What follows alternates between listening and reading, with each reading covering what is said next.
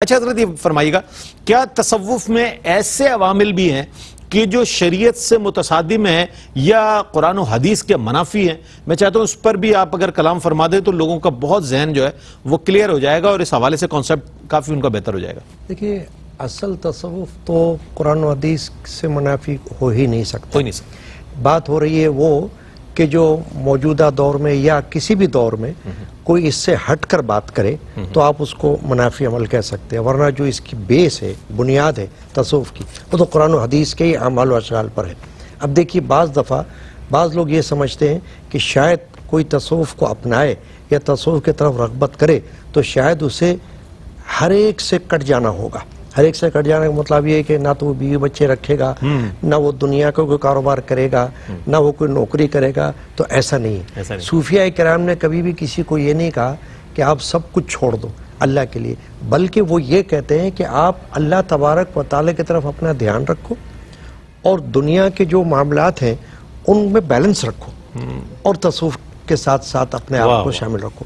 مثلا مولانا روم رحمۃ اللہ علیہ نے ایک بڑی اچھی بات فرمائی، انہوں نے کہا چیز دنیا از خدا غافل بدن، نئے قماشو نقراؤ فرزند و زن۔ انہوں نے فرمایا کہ دنیا، اگر آپ یہ سمجھتے ہو کہ بھائی تصوف میں کوئی آ گیا تو اس کو دنیا چھوڑنا پڑے گی، تو یہ ایسی بات نہیں ہے، بلکہ انہوں نے کہا تصوف یہ ہے، دنیا یہ ہے کہ خدا سے غافل ہونے کا نام، وہ دنیا ہے کہ اگر آپ خدا سے غافل ہو جاؤ، اللہ سے غافل ہو جاؤ، وہ دنیا ہے۔ ورنہ آپ اپنا کاروبار کرتے رہو، دنیا کے مشاغل میں اگر مصروف رہو، جائز مشاغل میں، تصوف اس سے آپ کو روکتا نہیں ہے، وہ منفی عوامل نہیں ہے تصوف۔ بالکل صحیح۔ اور فرمایا کہ نئے قماش و نقرو فرزند و زمن، یہ سونا چاندی یا بیوی بچے یہ دنیا نہیں، اصل میں تو اللہ سے غافل ہونے کا نام دنیا ہے۔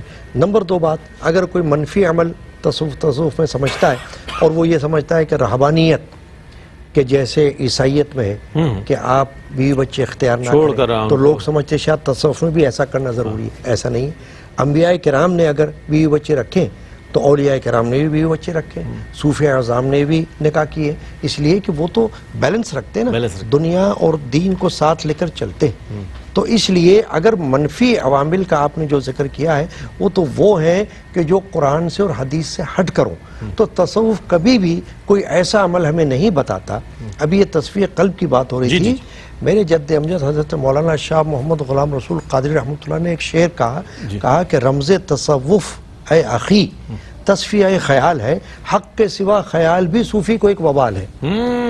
کہ اصل میں مسئلہ یہ ہے کہ آپ جو ہے وہ حق کا خیال اپنے دل کے اندر رکھیں، تصوف اس سے منع نہیں کرتا ہے۔ اور اگر دنیا کے جو مشاغل ہیں جو کہ قرآن و حدیث سے مطابقت رکھتے ہیں، موافقت رکھتے ہیں، اس کے مخالف نہیں ہے، اس کے ساتھ ساتھ آپ چلیں تو تصوف اس سے آپ کو روکتا نہیں۔